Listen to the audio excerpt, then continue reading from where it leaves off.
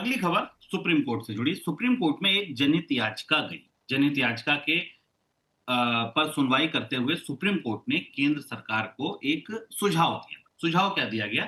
सुझाव ये दिया गया कि देश में जितनी भी लग्जरी पेट्रोल और डीजल गाड़ियां हैं, इनको बंद कर दिया जाए।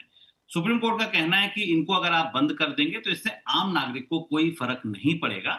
हाँ, ईवी बिकने पे इससे कुछ सहारा मिल सकता है और ईवी को बढ़ावा मिल सकता है। इस प्रतिबंध का जो सुझाव है वो इसलिए दिया गया है। सर, मतलब ऑटो इंडस्ट्री जो तैयारी करती है, प्लानिंग करती है, इतने लंबे प्रोजेक्ट को दिमाग में रख के, सालों को दिमाग में रख के, ऐसे सुझाव भी क्या आपको नहीं लगता कि उनके माथे पर पसीना ला देते होंगे? क्या समझा जाए सुप्रीम कोर्ट के इस बयान को, किस तरह से देखा जाए? और सुप्रीम कोर्ट के इस बयान के बाद ऑटो कंपनियों में तो जैसे जैसे एकदम पैनिक या जो डर बैठ गया है, क्योंकि दो तीन महत्वपूर्ण चीजें समझनी है। सुप्रीम कोर्ट ने आदेश किस संदर्भ में दिया और सरकार इसे मानेगी भी कि नहीं मानेगी, ये देखना होगा। एक तो सरकार भी शायद ही इसको मान पाए, क्योंकि सरकार का जो मैक्सिमम रेवेन्यू है वो 28% की जीएसटी वाली कैटेगरी में आने वाली कारों से आता है, लग्जरी कारों से आता है, वो एक सबसे बड़ा हिस्सा है। दूसरा, कंपनियों के लिए भी सबसे ज्यादा मुनाफे वहां है।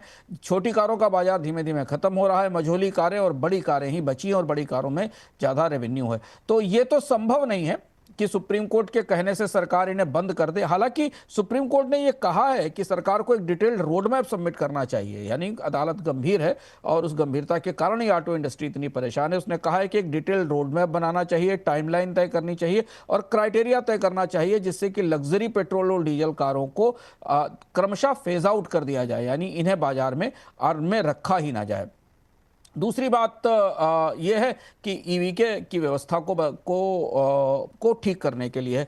लेकिन ये सुप्रीम कोर्ट का आदेश कुछ बड़ा डिसरप्टिव सा लगता है और ऑटो कंपनियों के लिए और सरकार के लिए इसे मान पाना बड़ा मुश्किल होगा, ऐसा लगता है। सर, क्या यही वजह है कि लग्जरी पेट्रोल डीजल गाड़ियां बिक रही हैं, इसलिए ईवी नहीं बिक रही हैं, या ईवी के ना बिकने की कोई और वजह है? क्यों नहीं बिक रही है ईवी? ये तर्क नहीं समझ में आता कि आप पेट्रोल डीजल की लग्जरी कारों को बंद करा के ईवी कैसे बिकवा सकते हैं। हमने कल भी इस बात पर चर्चा की थी कि भारत का ईवी मार्केट की परिस्थिति बिल्कुल फर्क है दुनिया के अन्य देशों से। भारत में ईवी में दो तरीके की बड़ी चुनौतियां हैं। इंफ्रास्ट्रक्चर की चुनौतियां हैं, चार्जिंग स्टेशन नहीं है। आज सुप्रीम कोर्ट ने अपने आदेश में कहा कि 2 और 3 टीयर के जो सिटीज हैं उनमें चार्जिंग के स्टेशन बढ़ाए जाएं, उनके लिए निवेश किया जाए। बड़ी योजनाएं हैं सरकार के पास, लेकिन ऐसा कुछ हुआ नहीं पिछले 5-6 साल में ईवी चार्जिंग स्टेशन की संख्या बढ़ाने के लिए। और दूसरा, जो ईवी पॉलिसीज हैं उनको सुप्रीम कोर्ट ने रिव्यू करने के लिए कहा है। समस्या यह है कि एक तो चार्जिंग इंफ्रास्ट्रक्चर नहीं है, ग्रिड पर प्रेशर है, पावर का स्ट्रक्चर क्लियर नहीं है, उसकी दरें तय नहीं है कि ईवी चार्जिंग के लिए कौन सी दरें तय की जाएंगी। और तीसरी सबसे बड़ी बात यह है कि भारत में इलेक्ट्रिक व्हीकल सब्सिडी के कारण बिक रहे हैं। जब तक सब्सिडी थी उनमें बिक्री हो रही थी, जब सब्सिडी विड्रॉ हो गई तो उसके बाद उनकी बिक्री में कमी आई है। हाँ, हाइब्रिड बिक रहे हैं, क्योंकि हाइब्रिड के साथ बाजार में दोनों फ्यूल चलाए जा सकते हैं। लेकिन प्योर ईवी जो वास्तव में पर्यावरण के लिए सुरक्षित हैं, जिनका बाजार चीन में या बाकी देशों में काफ़ी बड़ा है, वो अपने साथ काफ़ी बड़ा बुनियादी ढांचा लेकर आते हैं और सरकार अभी उसे बना नहीं पाई है। कंपनियां उसे तैयार नहीं कर पा रही हैं। कंपनियों को उस बाजार में बहुत बड़ी डिमांड नहीं दिख रही है, इसलिए वो उसमें बड़ा निवेश भी नहीं कर रही हैं।